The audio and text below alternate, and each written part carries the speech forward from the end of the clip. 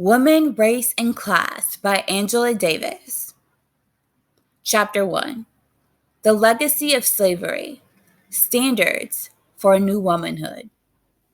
When the influential scholar Gilbert B. Phillips declared in 1918 that slavery in the Old South had impressed upon African savages and their native-born descendants the glorious stamp of civilization, he set the stage for a long and passionate debate. As the decades passed and the debate raged on, one historian after another confidently professed to have deciphered the real meaning of the peculiar institution. But amidst all this scholarly activity, the special situation of the female slave remained unpenetrated. The ceaseless arguments about her sexual promiscuity or her matriarchal proclivities obscured much more than they illuminated the condition of Black women during slavery. Herbert remains one of the few historians who attempted to establish a more realistic basis for the understanding of the female slave. During the 1970s, the slavery debate reemerged with renewed vigor. Eugene Genovese published Roll, Jordan, Roll, The World the Slaves Made. John Blasingame's The Slave Community appeared, as did Fogel and Ingerman's ill-conceived Time on the Cross, and Herbert Gutman's monumental Black Family and Slavery and Freedom. Responding to this rejuvenated debate, Stanley Elkins decided it was time to publish an expanded edition of his 1959 study, Slavery. Conspicuously absent from this flurry of publications is a book expressly devoted to the slave women. Those of us who have anxiously awaited a serious study of the Black woman during slavery remain, so far, disappointed. It has been equally disappointing to discover that, with the exception of the traditionally debatable questions of promiscuity versus marriage and forced versus voluntary sex with white men, scant attention has been focused on women by the authors of these new books. The most enlightening of all these recent studies is Herbert Gutman's investigation of the Black family. In furnishing documentary evidence that the family's vitality proved stronger than the dehumanizing rigors of slavery, Gutman has dethroned the Black matriarchy thesis popularized by Daniel Monahan et al. In 1965. Yet, since his observations about slave women are generally designed to confirm their wifely propensities, the implication is easily drawn that they differ from their white counterparts only to the extent that their domestic aspirations were thwarted by the exigencies of the slave system.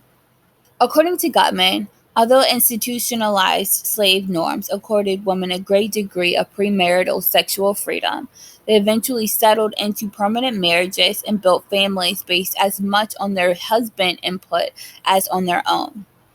Gutman's cogent and well-documented arguments against the matriarchy thesis are extremely valuable, but how much more powerful his book might have been had he concretely explored the multidimensional role of Black women within the family and within the slave community as a whole. If and when a historian sets the record straight on the experiences of enslaved Black women, she or he will have performed an inestimable service. It is not for the sake of historical accuracy alone that such a study should be conducted, for lessons can be gleaned from the slave era which will shed light upon Black women's and all women's current battle for emancipation. As a layperson, I can only propose some tentative ideas which might possibly guide a re-examination of the history of Black women during slavery. Fortunately, more Black women have always worked outside their homes than have their white sisters. The enormous space that work occupies in Black women's lives today follows a pattern established during the very earliest days of slavery. As slaves, compulsory labor overshadowed every other aspect of women's existence. It would seem, therefore, that the starting point for any exploration of Black women's lives under slavery would be an appraisal of their role as workers. It would seem, therefore, that the starting point for any exploration of Black women's lives under slavery would be an appraisal of their role as workers. The slave system defined Black people as chattel. Since women, no less than men, were viewed as profitable labor units, they might as well have been genderless as far as the slaveholders were concerned. In the words of one scholar, the slave woman was first a full-time worker for her owner, and only incidentally a wife, mother, and homemaker. Judged by the evolving 19th century ideology of femininity, which emphasized women's role as nurturing mothers and gentle companions and housekeepers for their husbands, Black women were practically anomalies. Though Black women enjoyed few of the dubious benefits of the ideology of womanhood, it is sometimes assumed that the typical female slave was a house servant, either a cook, maid, or mammy for the children in the big house. Uncle Tom and Sambo have always found faithful companions in Aunt Jemima and the Black mammy, stereotypes which presume to capture the essence of the Black woman's role during slavery. As is so often the case, the reality is actually the diametrical opposite of the myth. Like the majority of slave men, slave women, for the most part, were field workers, while a significant proportion of border slave states slaves may have been house servants, slaves in the Deep South, the real home of the slavocracy, were predominantly agriculture workers. Around the middle of the 19th century, 7 out of 8 slaves, men and women alike, were field workers. Just as the boys were sent to the fields when they came of age, so too were the girls assigned to work the soil, pick the cotton, cut the cane, harvest the tobacco. An old woman interviewed during the 1930s described her childhood initiation to field work on an Alabama cotton plantation. We had old, ragged huts made out of poles, and some of the cracks chinked up with mud and moss, and some of them wasn't. We didn't have no good beds, just scaffolds nailed up to the wall out of poles and the old ragged bedding throwed on them. That sure was hard sleeping, but even that felt good to our weary bones after them long, hard days working in the field. I tended to the children when I was a little gal and tried to clean house just like old Miss tells me to. Then as soon as I was 10 years old master, he say, "Get this here nigga to that cotton patch." Jenny Proctor's experience was typical. For most girls and women, as for most boys and men, it was hard labor in the fields from sunup to sundown. Where work was concerned, strength and productivity under the threat of the whip outweighed considerations of sex. In this sense, the oppression of women was identical to the oppression of men. Women suffered in different ways as well, for they were victims of sexual abuse and other barbarous mistreatment that could only be inflicted on women. Expediency governed the slaveholders' posture toward female slaves. When it was profitable to exploit them as if they were men, they were regarded in effect as genderless. But when they could be exploited, punished, and repressed, in ways suited only for women. They were locked into their exclusively female roles. When the abolition of the international slave trade began to threaten the expansion of the young cotton industry, the slaveholding class was forced to rely on natural reproduction as the surest method of replenishing and increasing the domestic slave population. Thus, a premium was placed on slave women's reproductive capacity.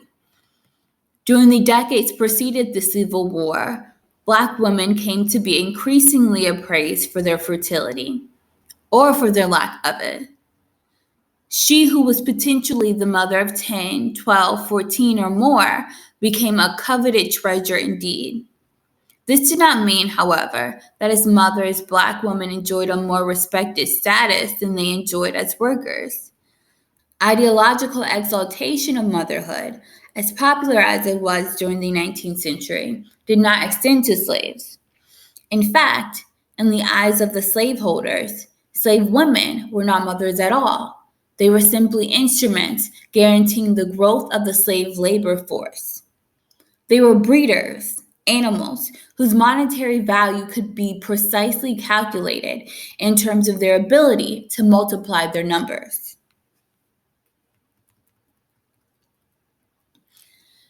Since slave women were classified as breeders, as opposed to mothers, their infant children could be sold away from them like cows from cows.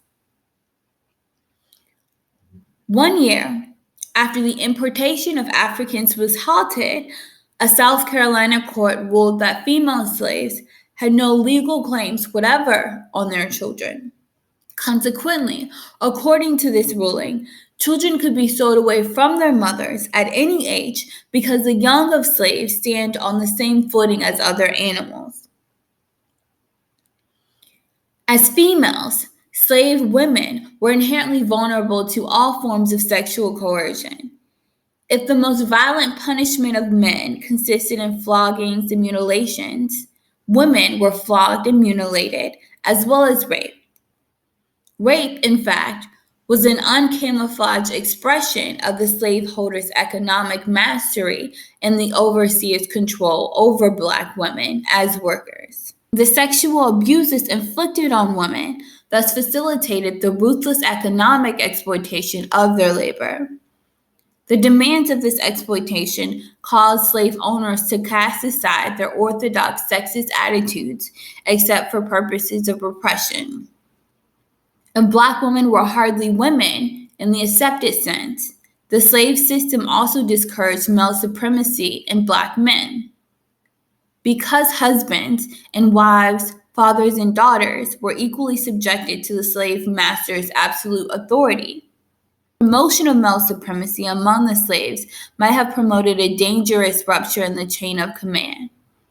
Moreover, since Black women as workers could not be treated as a weaker sex, or the housewife, Black men could not be candidates for the figure of family head, and certainly not for family provider.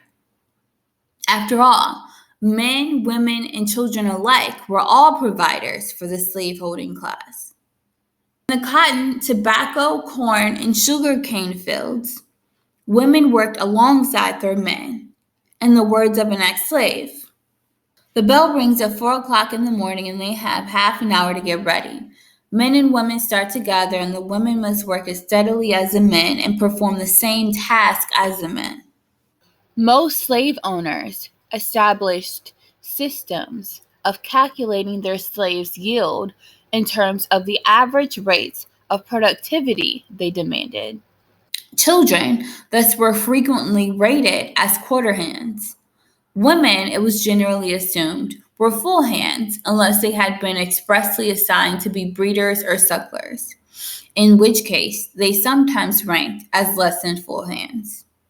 Slave owners naturally sought to ensure that their breeders would bear children as often as biologically possible, but they never went so far as to exempt pregnant women and mothers with infant children from their work in the fields.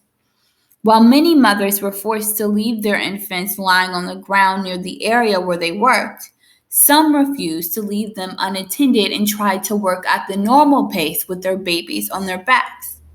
An ex-slave described such a case on the plantation where he lived.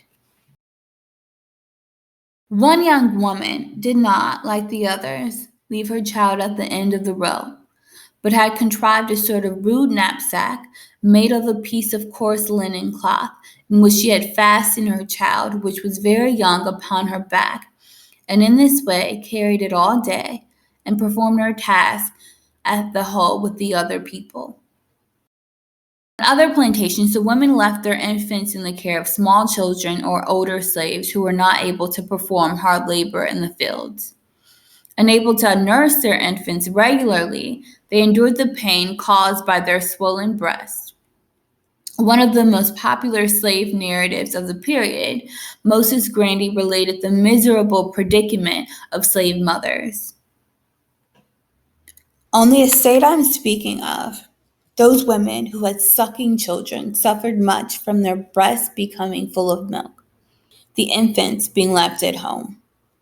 They therefore could not keep up with the other hands. I have seen the overseer beat them with raw hide so that the blood and milk flew mingled from their breasts. Pregnant women were not only compelled to do the normal agricultural work, they could also expect the flogging workers normally received if they failed to fulfill their day's quota or if they impudently protested their treatment. A woman who gives offense in the field and is large in a family way is compelled to lie down over a hole made to receive her corpulency, and is flogged with the whip or beat with the paddle, which has holes in it. At every stroke comes a blister. One of my sisters was so severely punished in this way that labor was brought on, and the child was born in the field. This very overseer, Mr. Brooks, killed in this manner a girl named Mary. Her father and mother were in the field at that time. On those plantations and farms where pregnant women were dealt with more leniently, it was seldom on humanitarian grounds. It was simply that slaveholders appreciated the value of a slave child born alive in the same way that they appreciated the value of a newborn calf or colt. When timid attempts at industrialization were made in the pre-Civil War South, slave labor complemented and frequently competed with free labor. Slave-owning industrialists used men, women, and children alike, and when planters and farmers hired out their slaves, they found women and children in as great demand as men.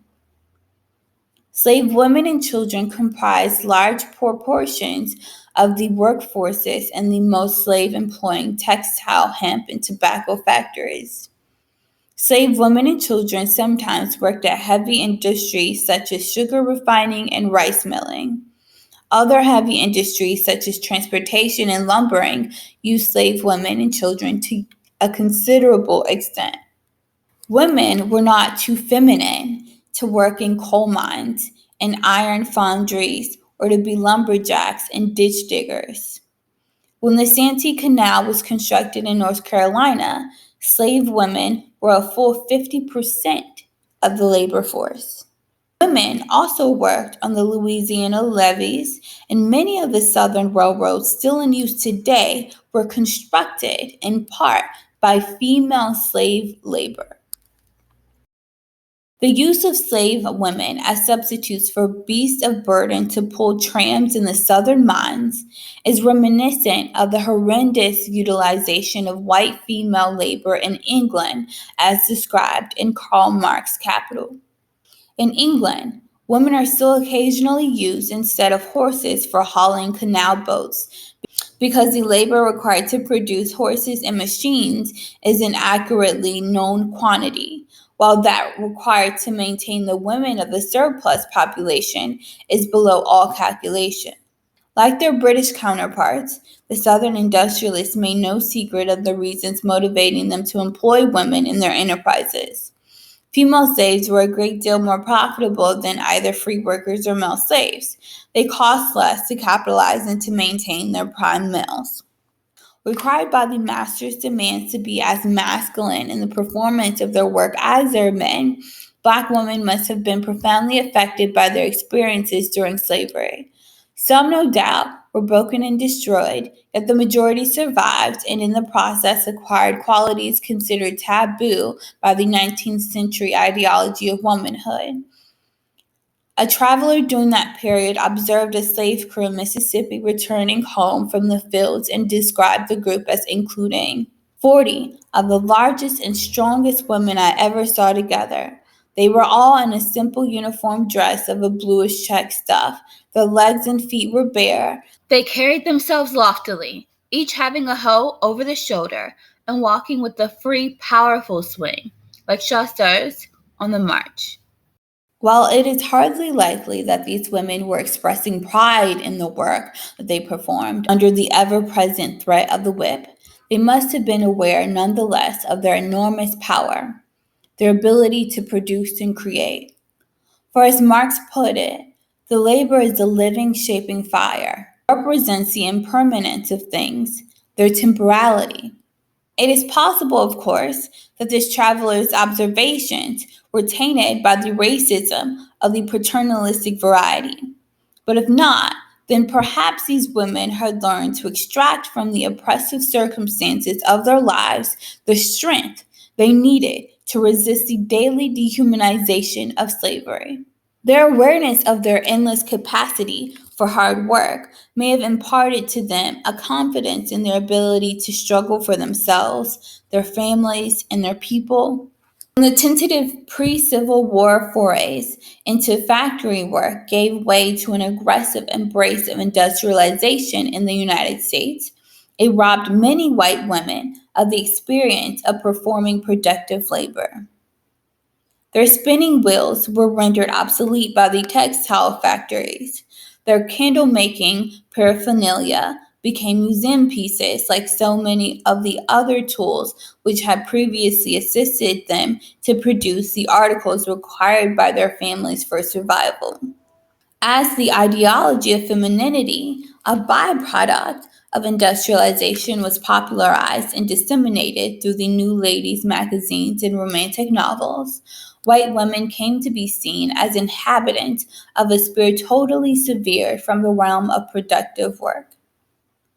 The cleavage between the home and the public economy, brought on by industrial capitalism, established female inferiority more firmly than ever before. Woman became synonymous in the prevailing propaganda with mother and housewife, and both mother and housewife bore the fatal mark of inferiority. But among black female slaves, this vocabulary was nowhere to be found. The economic arrangements of slavery contradicted the hierarchical sexual roles incorporated in the new ideology. Male-female relations within the slave community could not therefore conform to the dominant ideological pattern. Much has been made of the slaveholder's definition of the black family as a matrilocal biological structure. Birth records on many plantations omitted the names of the fathers, listing only the children's mothers. And throughout the South, state legislatures adopted the principle of partus sequitur ventrem. The child follows the condition of the mother. These were the dictates of the slave owners, who fathered not only a few slave children themselves, but they were also the norms according to which the slaves ordered their domestic relationships. Were they also the norms according to which the slaves ordered their domestic relationships among themselves? Most historical and sociological examinations of the black family during slavery have simply assumed that the master's refusal to acknowledge fatherhood among their slaves was directly translated into a matriarchal family arrangement of the slave's own making. The notorious 1965 government study on the Negro family, particularly known as the Moynihan Report, directly linked the contemporary social and economic problems of the black community to a putatively matriarchal family structure. In essence, wrote Daniel Moynihan, the Negro community has been forced into a matriarchal structure, which, because it is out of line with the rest of the American society, seriously retards the progress of the group as a whole and imposes a crushing burden on the Negro male and, in consequence, on a great many Negro women as well. According to the report's thesis, the source of oppression was deeper than the racial discrimination that produced unemployment, shoddy housing, inadequate education, and substandard medical care. The root of oppression was described as a tangle of pathology created by the absence of male authority among Black people. The controversial finale of the Moynihan Report was a call to introduce male authority, meaning male supremacy, of course, into the Black family and the community at large. One of the Moynihan's liberal supporters, the sociologist Lee Rainwater, took exception to the solutions recommended by the report. Rainwater proposed instead jobs, higher wages, and other economic reforms. He even went so far as to encourage continued civil rights protests and demonstrations. But like most white sociologists, and some Black ones as well, he reiterated the thesis that slavery had effectively destroyed the Black family. As a result, Black people were allegedly left with the mother-centered family, with this emphasis on the primacy of the mother-child relation and only tenuous ties to a man. Today, he said, men often do not have real homes. They move about from one household where they have kinship or sexual ties to another. They live in flop houses and rooming houses. They spend their time in institutions. They are not household members, and the only homes they have, the homes of their mothers and of their girlfriends. Neither Moynihan nor Rainwater had invented the theory of the Black family's internal deterioration under slavery. The pioneering work to support this thesis was done in the 1930s by the renowned Black sociologist E. Franklin Frazier. In his book, The Negro Family, published in 1939, Frazier dramatically described the horrendous impact of slavery on Black people, but he underestimated their ability to resist its insinuations into the social life they forged for themselves. But he underestimated their ability to resist the insinuations into the social life they forged for themselves. He also misinterpreted the spirit of independence and self-reliance Black women necessarily developed, and thus deplored the fact that neither economic necessity nor transition had instilled in the Black woman the spirit of subordination to masculine authority. Motivated by the controversy unleashed by the appearance of the Moynihan Report, as well as by his doubts concerning the validity of Frazier's theory, Herbert Gutman initiated his research on the slave family. About 10 years later, in 1976, he published his remarkable work, The Black Family in Slavery and Freedom. Gutman's investigations uncovered fascinating evidence of a thriving and developing family during slavery. It was not the infamous matriarchal family he discovered, but rather one involving wife, husband, children, and frequently other relatives, as well as adoptive kin. Disassociating himself from the questionable econometric conclusions reached by Fogel and Ingerman, who claim that slavery left most families intact, Gutman confirms that countless slave families were forcibly disrupted. The separation through the indiscriminate sales of husbands, wives, and children was a terrifying hallmark of the North American variety of slavery. But as he points out, the bonds of love and affection, the cultural norms governing family relations, and the overpowering desire to remain together survived the devastating onslaught of slavery. On the basis of letters and documents such as birth records retrieved from plantations listing fathers as well as mothers, Gutman demonstrates not only that slaves adhered to strict norms regulating their familial arrangements, but that these norms differed from those governing the white family life around them. Marriage taboos, naming practices, and sexual mores, which incidentally sanctioned premarital intercourse, set slaves apart from their masters.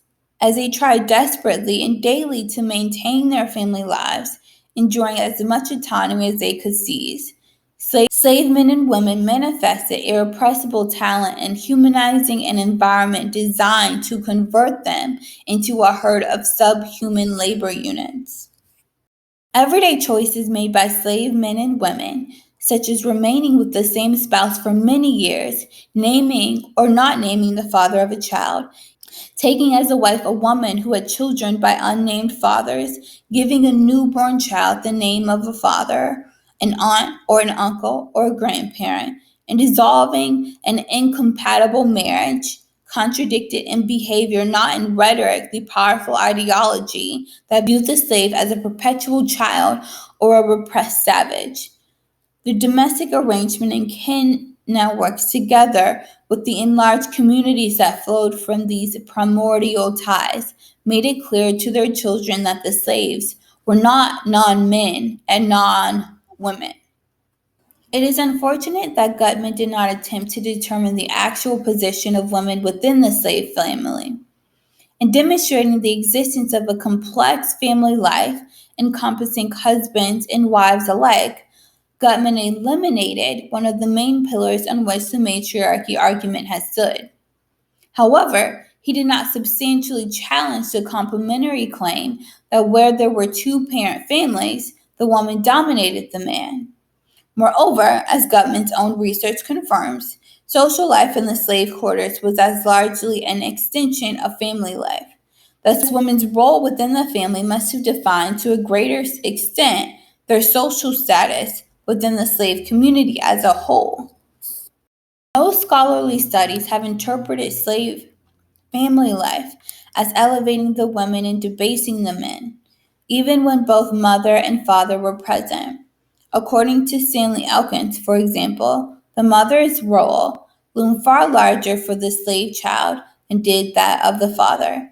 She controlled those activities, household care, preparation of food, and rearing of children, that were left to the slave family.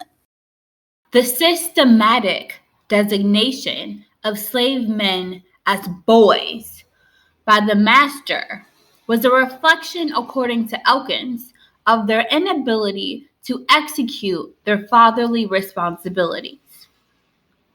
Kenneth Stamp pursues this line of reasoning even further than Elkins. The typical slave family was matriarchal in form, for the mother's role was far more important than the father's. Insofar as the family did have significance, it involved responsibilities which traditionally belonged to women, such as cleaning house, preparing food, making clothes, and raising children. The husband was at most his wife's assistant, her companion, and her sex partner. He was often thought of as her possession, Mary's Tom, as was the cabin in which they lived. It is true that domestic life took on an exaggerated importance in the social lives of slaves, for it did indeed provide them with the only space where they could truly experience themselves as human beings. Black women, for this reason, and also because they were workers just like their men, were not debased by their domestic functions in the way white women came to be. Unlike their white counterparts, they could never be treated as mere housewives.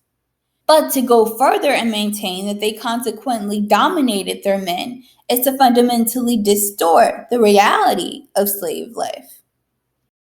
In an essay I wrote in 1971, using the few resources allowed me in my jail, I characterized the significance of the slave woman's domestic functions in the following way. In the infinite anguish of ministering to the needs of the men and children around her, she was performing the only labor of the slave community, which could not be directly and immediately claimed by the oppressor. There was no compensation for her work in the fields. It served no useful purpose for the slaves. Domestic labor was the only meaningful labor for the slave community as a whole. precisely through performing the drudgery, which has long been a central expression of the socially conditioned inferiority of women. The Black woman in chains could help to lay the foundation for some degree of autonomy, both for herself and her men.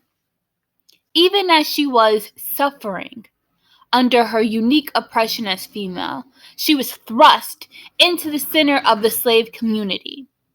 She was therefore essential to the survival of the community. I have since realized that the special character of domestic labor during slavery, its centrality to men and women in bondage, involved work that was not exclusively female. Slave men executed important domestic responsibilities and were not, therefore, as Kenneth Stamp would have it, the mere helpmates of their women. For while women cooked and sewed, for example, men did the gardening and hunting.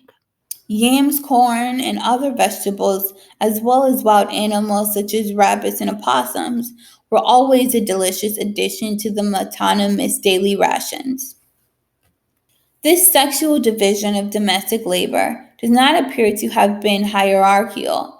Men's tasks were certainly not superior to and were hardly inferior to the work performed by women. They were both equally necessary. Moreover, from all indications, the division of labor between the sexes were not always so rigorous, for men would sometimes work in the cabin and women might tend the garden and perhaps even join the hunt. The salient theme emerging from domestic life in these slave quarters is one of sexual equality. The labor that slaves performed for their own sake and not for the aggrandizement of their masters was carried out on terms of equality within the confines of their family and community life. Therefore, Black people managed to accomplish a magnificent feat. They transformed that negativity equality, which emanated from the equal oppression they suffered as slaves, into a positive quality, the egalitarianism characterizing their social relations. Although Janine Genevieve's major argument in Roll Jordan Roll is at best problematic, i.e., that Black people accepted the paternalism associated with slavery, he does present an insightful, though abbreviated, picture of the slave's home life. The story of the slave woman and wives requires indirect examination. To reduce it from an assumption that the man was a guest in the house will not do. A review of the actual position of the men as husbands and fathers suggests that the position of the woman was much more complex than usually credited. The women's attitude toward their housework, especially cooking, and toward their own femininity, by itself belies the conventional wisdom according to which the women unwittingly help ruin their men by asserting themselves in the home, protecting their children, and assuming other normally masculine responsibilities. While there is a touch of male supremacy in his analysis, implying as he does that masculinity and femininity are immutable concepts, he clearly recognizes that what has usually been viewed as a debilitating female supremacy was in fact a closer approximation to a healthy sexual equality than was possible for whites, and perhaps even postbellum Blacks.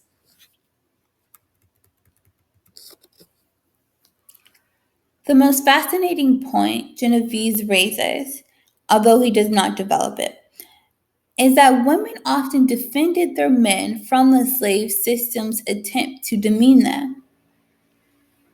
Most women, perhaps a substantial majority, he says,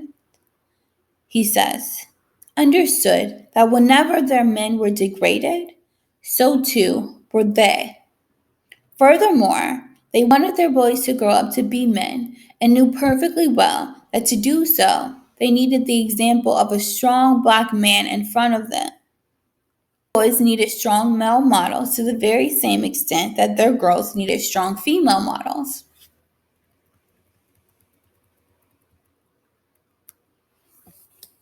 If Black women bore the terrible burden of equality and oppression, if they enjoyed equality with their men in their domestic environment, then they also asserted their equality aggressively in challenging the inhuman institution of slavery. They resisted the sexual assaults of white men, defended their families, and participated in work stoppages and revolts. As Herbert points out in his pioneering work, American Negro Slave Revolts, they poisoned their masters, committed other acts of sabotage, and, like their men, joined maroon communities and frequently fled northward to freedom. From the numerous accounts of the violent repression overseers inflicted on women, it must be inferred that she who passively accepted her lot as a slave was the exception rather than the rule. Douglass reflected on his childhood introduction to the merciless violence of slavery. He recalled the floggings and torture of many rebellious women. His cousin, for example, was horribly beaten as she unsuccessfully resisted an overseer's sexual attack. A woman called Aunt Esther was viciously flogged for defying her master, who insisted that she break off relations with the man she loved. One of Frederick Douglass's most vivid descriptions of the ruthless punishment reserved for slaves involved a young woman named Nellie, who was whipped for the offense of impudence. There were times when she seemed likely to get the better of the brute, but he finally overpowered her and succeeded in getting her arms tied to the tree towards which he had been dragging her. The victim was now at the mercy of his merciless lash. The cries of the now helpless woman while undergoing the terrible infliction were mingled with the hoarse curses of the overseer and the wild cries of her distracted children. When the poor woman was untied, her back was covered with blood. She was whipped, terribly whipped, but she was not subdued and continued to denounce the overseer and to pour upon him every vile epithet of which she could think. Douglass adds that he doubts whether this overseer ever attempted to whip Nellie again. Like Harriet Tubman, numerous women fled slavery for the North. Many were successful, though many more were captured. One of the most dramatic escape attempts involved a young woman, possibly a teenager, named Anne Wood, who directed a wagon load of armed boys and girls as they ran for their freedom. After setting out on Christmas Eve, 1855, they engaged in a shootout with slave catchers. 2 of them were killed, but the rest, according to all indications, made their way to the North. The abolitionist, Sarah Grimke, described the case of a woman whose resistance was not so successful as Anne Wood's. This woman's repeated efforts to escape from the domination of her South Carolina master earned her so many floggings that a finger could not be laid between the cuts. Because she seized every available opportunity to break free from the plantation, she was eventually held prisoner in a heavy iron collar, and in case she managed to break the collar, a front tooth was pulled as an identification mark. Although her owners, said Grimke, were known as a charitable and Christian family, this suffering slave, who was the seamstress of the family, was continually, in their presence, sitting in the chamber to sew or engaging in other household work with her lacerated and bleeding back, her mutilated tooth, and heavy iron collar, without so far as appeared exciting any feelings of compassion. Women resisted and advocated challenges to slavery at every turn. Given the unceasing repression of women, no wonder said Herbert Apotheker, the Negro woman so often urged haste in slave plottings. Virginia, 1812. She said they could not rise too soon for her, as she had rather be in hell than where she was.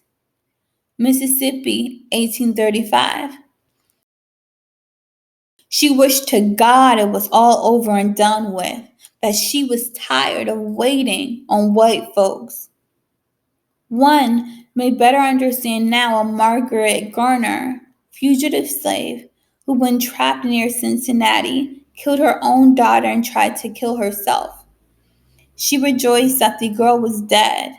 Now she could never know what a woman suffers as a slave, and pleaded to be tried for murder.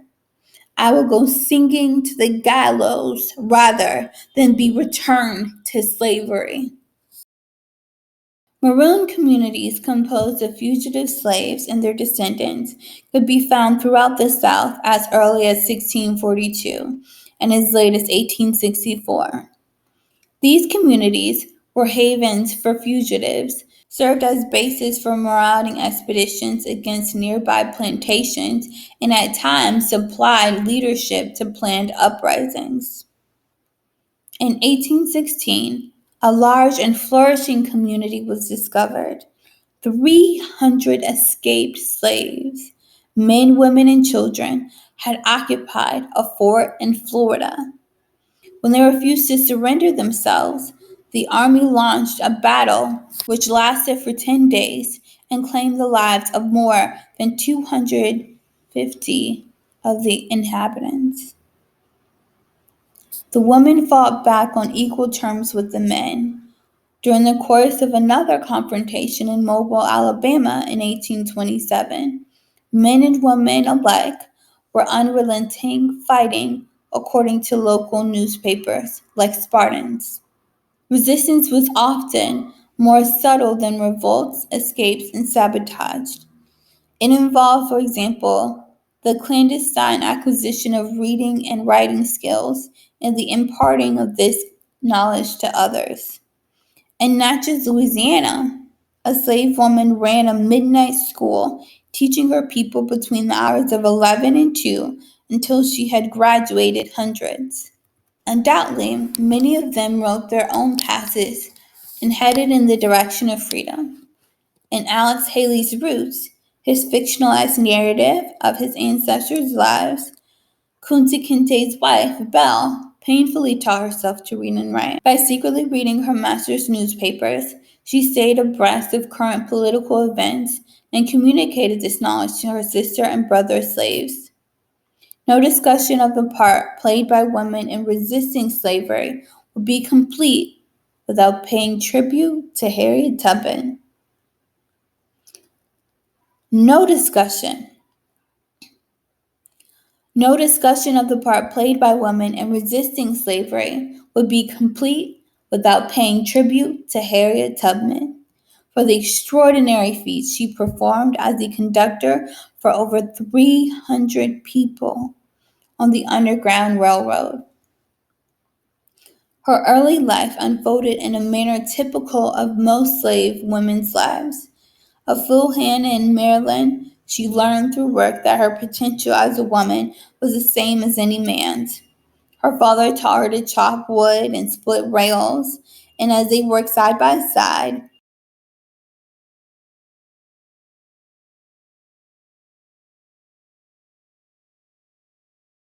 he gave her lessons, which would later prove indispensable during the 19 trips she made back and forth to the South.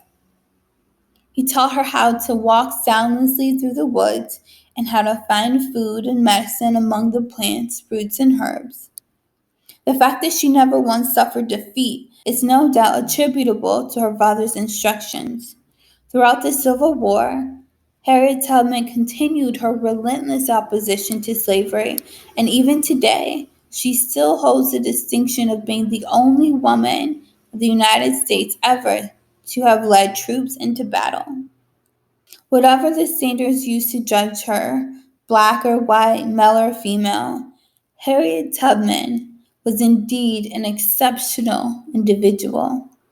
But from another vantage point, what she did was simply to express in her own way the spirit of strength and perseverance which so many other women of her race had acquired.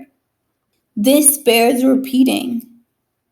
Black women were equal to their men in the oppression they suffered. They were their men's social equals within the slave community, and they resisted slavery with a passion equal to their men's. This was one of the greatest ironies of the slave system, for in subjecting women to the most ruthless exploitation conceivable, exploitation which knows sex distinctions, the groundwork was created not only for Black women to assert their equality through their social relations, but also to express it through their acts of resistance.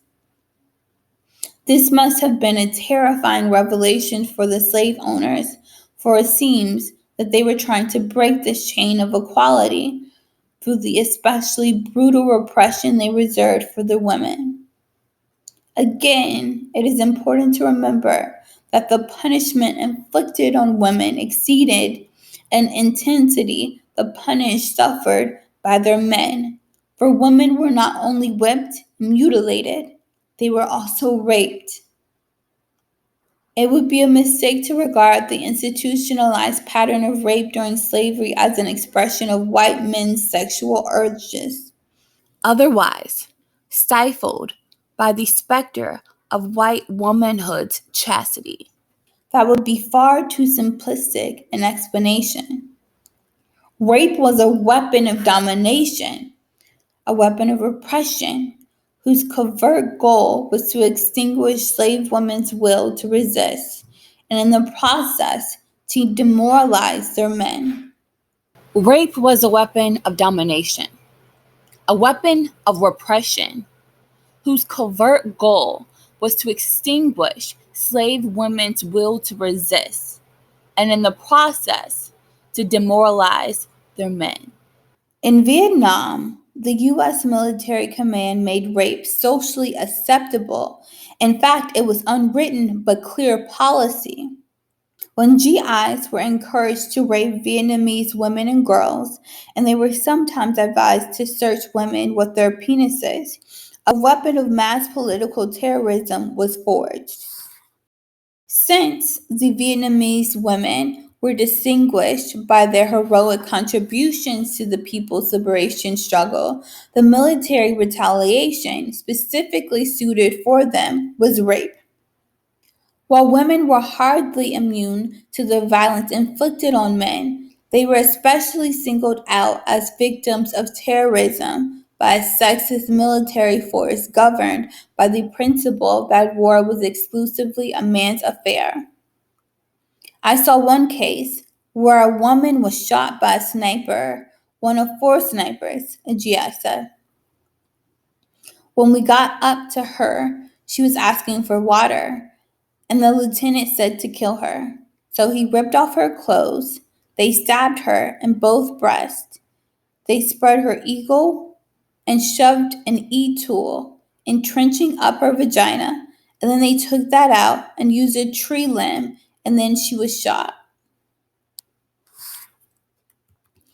In the same way that rape was an institutionalized ingredient of the aggression carried out against Vietnamese people, designed to intimidate and terrorize the women, slave owners encouraged the terroristic use of rape in order to put Black women in their place. If Black women had achieved a sense of their own strength and a strong urge to resist, then violent sexual assaults, so the slaveholders might have reasoned, would remind the women of their essential and inalterable femaleness. In the male supremacist vision of the period, this meant passivity, acquiescence, and weakness. Virtually all the slave narratives of the 19th century contain accounts of slave women's sexual victimization at the hands of masters and overseers. Henry Bibb's master forced one slave girl to be his son's concubine. M.F. Jamison's overseer raped a pretty slave girl, and Solomon Northrop's owner forced one slave, Patsy, to be his sexual partner. Despite the testimony of slaves about the high incidence of rape and sexual coercion, the issue of sexual abuse has been all but glossed over in the traditional literature on slavery. It is sometimes even assumed that slave women welcomed and encouraged the sexual attentions of white men. What happened between them, therefore, was not sexual exploitation, but rather miscegenation. In the section of Roll Jordan Roll devoted to interracial sex, Genovese insists that the problem of rape pales in relation to the merciless taboos surrounding miscegenation. Many white men, the author says, who began by taking a slave girl in an act of sexual exploitation, ended by loving her and the children she bore. The tragedy of miscegenation lay, as a consequence, not in its collapse into lust and sexual exploitation, but in the terrible pressure to deny the delight, affection, and love that often grew from tawdry beginnings. Genovese's overall approach hinges on the issue of paternalism. Slaves, he argued, more or less accepted the paternalistic posture of their masters, and masters were compelled by their paternalism to acknowledge slaves' claims to humanity. But since, in the eyes of the masters, the slave's humanity was childlike at best, it is not surprising that Genovese believes he has discovered a kernel of that humanity in miscegenation. He fails to understand that there could hardly be a basis for delight, affection, and love as long as white men, by virtue of their economic position, had unlimited access to black women's bodies. It was as oppressors, or in the case of non-slave owners, as agents of domination, that white men approached black women's bodies. Genovese would do well to read Gail Jones' Corregidora, a recent novel by a young black woman which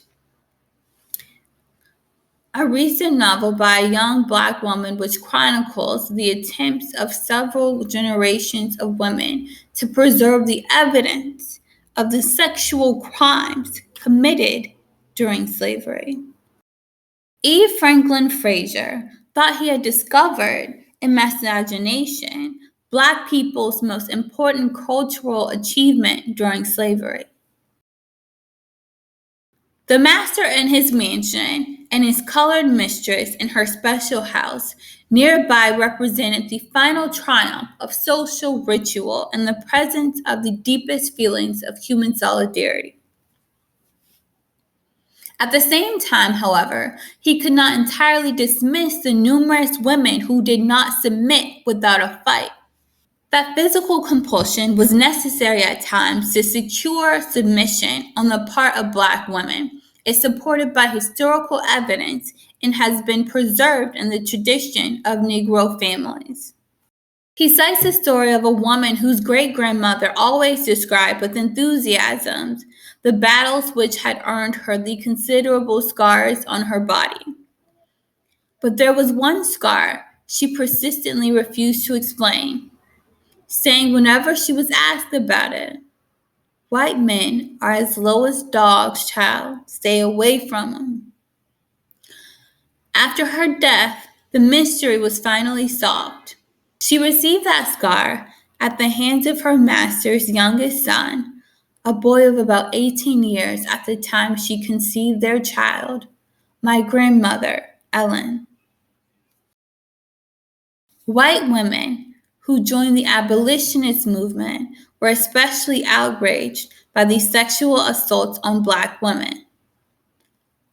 Activists in the female anti-slavery societies often related stories of brutal rapes of slave women as they appealed to white women to defend their Black sisters. While these women made inestimable contributions to the anti-slave campaign, they often failed to grasp the complexity of the slave woman's condition. Black women were women indeed, but their experiences during slavery, hard work with their men, equality within the family, resistance, floggings, and rape, had encouraged them to develop certain personality traits which set them apart from most white women. One of the most popular pieces of abolitionist literature was Harriet Beecher Stowe's Uncle Tom's Cabin, a book which rallied vast numbers of people and more women than ever before to the anti-slavery cause. Abraham Lincoln once casually referred to Stowe as the woman who started the Civil War. That the enormous influence her book enjoyed cannot compensate for its utter distortion of slave life. The central female figure is a travesty of the Black woman, a naive transposition of the mother figure, praised by the cultural propaganda of the period from white society to the slave community. Eliza is white mother incarnate, but in blackface, or rather because she is a quadroon, and just a little less than whiteface.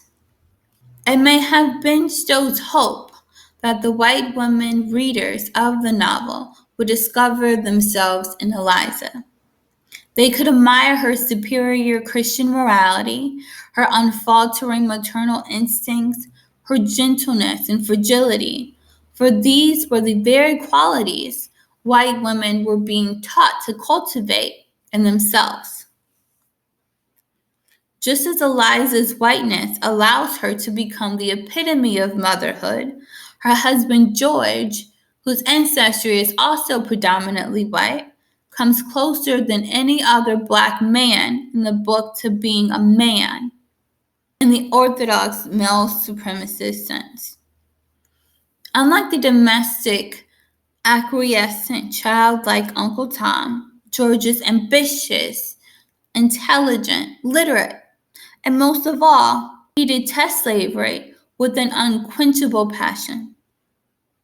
When George decides, very early in the book, to flee Canada, Eliza, the pure, sheltered house servant, is terribly frightened by his overflowing hatred of slavery. Eliza trembled and was silent. She had never seen her husband in this mood before, and her gentle system of ethics seemed to bend like a reed in the surges of passions. Eliza is practically oblivious to the general injustices of slavery. Her feminine submissiveness has promoted her to surrender herself to her fate as a slave and to the will of her good, kind master and mistress. It is only when her maternal status is threatened that she finds the strength to stand up and fight. Like the mother who discovers she can lift an automobile if her child is trapped underneath, Eliza experiences a surge of maternal power when she learns that her son is going to be sold. Her kind master's financial troubles compel him to sell Uncle Tom and Eliza's son Harry, despite, of course, the compassionate and maternal pleas of his wife. Eliza grabs Harry and instinctively runs away, for stronger than all was maternal love, wrought into a paroxysm of frenzy by the near approaches of a fearful danger. Eliza's mother courage is spellbinding. When in the course of her flight, she reaches an impassable river of melting ice, the slave catcher hot on her heels, she spears Harry across, nerve with strength such as God only gives to the desperate. She vaulted sheer over the turbid current by the shore and on the raft of ice beyond. With wild cries and desperate energy, she leaped to another and still another cake, stumbling, leaping, slipping, springing upwards again. Her shoes are gone, her stockings cut from her feet, while blood marked every step. but she saw nothing, felt nothing, till dimly, as in a dream, she saw the Ohio side and a man helping her up the bank. The implausibility of Eliza's melodramatic feat matters little to Stowe, because God imparts superhuman abilities to gentle Christian mothers. The point, however, is that because she accepted the wholesale 19th century mother worship, Stowe miserably fails to capture the reality and the truth of Black women's resistance to slavery. Countless acts of heroism carried out by slave mothers have been documented. These women, unlike Eliza, were driven to defend their children by their passionate abhorrence of slavery. The source of their strength was not some mystical power attached to motherhood, but rather their concrete experience as slaves. Some, like Margaret Garner, went so far as to kill their children rather than witness their growth to adulthood under the brutal circumstances of slavery. Eliza, on the other hand, is quite concerned about the overall inhumanity of the slave system. Had she not been threatened with the sale of her son, she would have probably lived happily ever after under the beneficent tutelage of her master and mistress. The Elizas, if they indeed existed, were certainly oddities among the great majority of Black women. They did not, in any event, represent the accumulated experiences of all those women who toiled under the lash for their masters, worked for and protected their families, fought against slavery, and who were beaten and raped, but never subdued. It was those women who passed on to their nominally free female descendants a legacy of hard work, perseverance, and self-reliance, a legacy of tenacity, resistance, and insistence on sexual equality. In short, a legacy spelling out standards for a new womanhood.